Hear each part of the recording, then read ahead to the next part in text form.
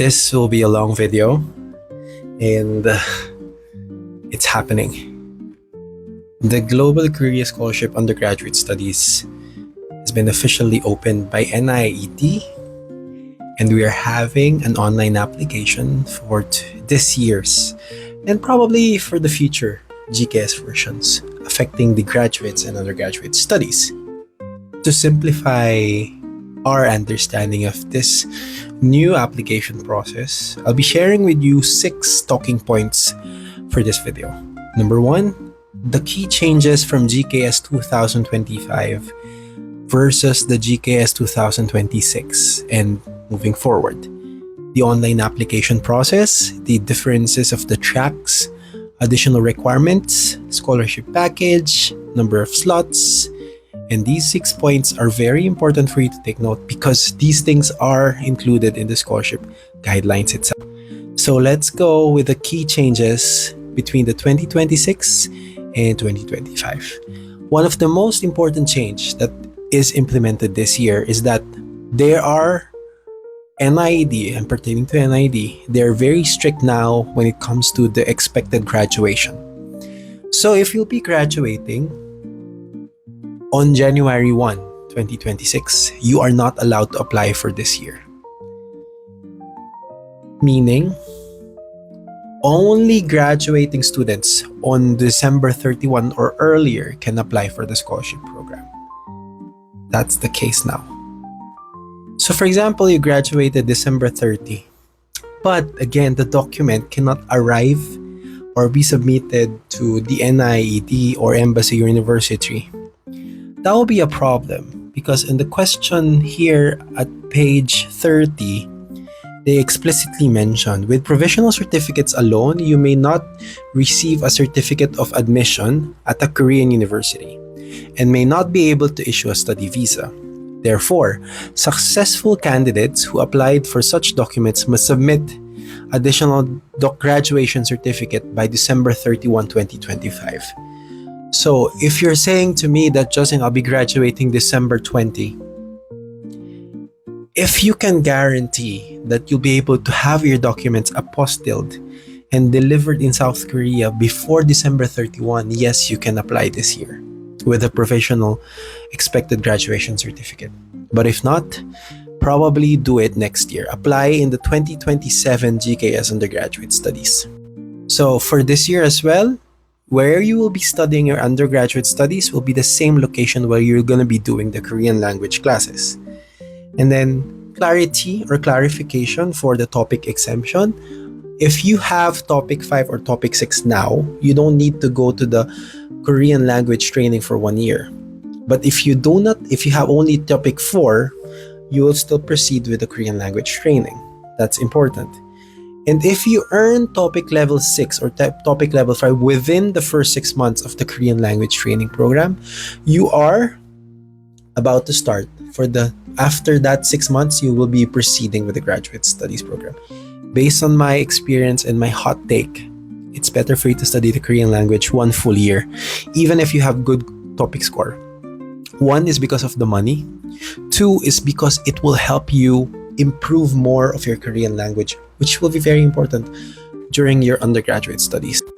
And what I have been mentioning, now they explicitly mentioned here in the guidelines that if you fail the embassy track on your first application, you may apply for the university track. There will be changes or probably considerations when it comes to the university deadline. That's why now you can actually apply embassy and then the university at the same time. But first, you must apply to the embassy track, and then if you fail, proceed with the university track. The advantage on that side is it will be a very short notice. So if you have your documents ready as of now, duplicate that document, have 2 sets of original documents, then submit them. Embassy track first. If you want that way. So I'll be sharing a different video for the online application, but based on my initial assessment of the guidelines, you are required to apply for the Global Career Scholarship Program and create an account in the studyinkorea.go.kr. That's the official NIED website for the Study in Korea system. And As mentioned, the embassy track's deadline is up until September 30. This would vary per embassy. And then the university track deadline, they have other deadlines depending on for the universities. Again, you cannot apply directly to NIIET. There are only two tracks, embassy track and the university track. One or two if you apply first to the embassy and then go to the university if you failed in the embassy track. So for the embassy and the university track, still the same thing. You have to submit your documents to the embassy for the embassy track, university for the university track. And I mean for embassy 3 universities, for university track only one. And this includes the University Industry Cooperation Program, which is open in the guidelines as well. You may check them and read them. And the thing is, yeah, I think they reduced the slots. I saw it's only 280 and it will be a bloodbath. In terms of the requirements, topic requirement, again, it still stands that you have to have topic 3. That's the minimum NIED requirement. However, if you will be studying 100% Korean classes, there are universities that would explicitly say, we need topic 5, we need topic 6. So watch out for those. And then the extra points are still here. If you have topic 3 or higher, extra points. If you're applying for STEM majors, extra point. If you're a descendant of a Korean War veteran, extra point. This one, the strong English scores, if you have IELTS or TOEIC, that's an advantage. Even if you're from a country that speaks English, certificates matter, especially the language ones. You can apply for the Global Career Scholarship Program. This is under the additional requirements, number 4. If you are born after March 1, 2001. So if you're born February 28, 2001, nope, you cannot apply. So for the scholarship package, same thing, almost everything. The only difference would be for the airfare. Some universities would require you to pay for the airfare first, and then they will reimburse once you arrive here. The reason why is the prices of the airfare varies per country. Some, especially for those from the Europe and the Americas, they're usually more expensive than the ones here in Asia. So that's one thing. The number of tracks, again, they're only 280.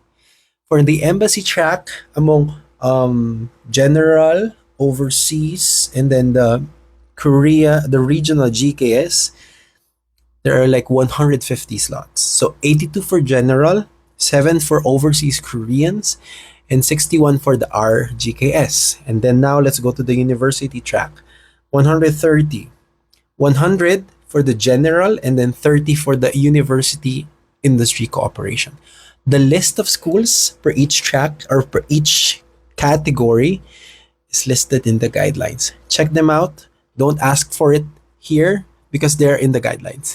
So what's different for this year? The most important difference that you have to take note is the online application process.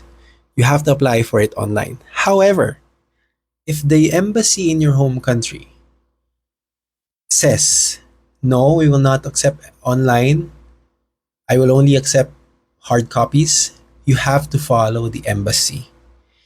Again, the NIED's rule is just the first year of implementation, meaning not all embassies will be able to implement such. So, if your embassy says, if the Korean embassy in your home country says, no, we won't accept online, only physical documents, you have to follow that. And, for example, your university of your choice. For example, Hanning University accepts my documents, but they're asking for additional documents or additional supporting documents that is not included in the list in the online. Unfortunately, you have to send that document, the hard copy of that document, to the university, unless they will allow PDF copy or a portable copy of it. Again, this year will be very, very tricky, and I only wish you good luck. I'll be sharing more videos about this. Watch out. This is the initial. Bye-bye.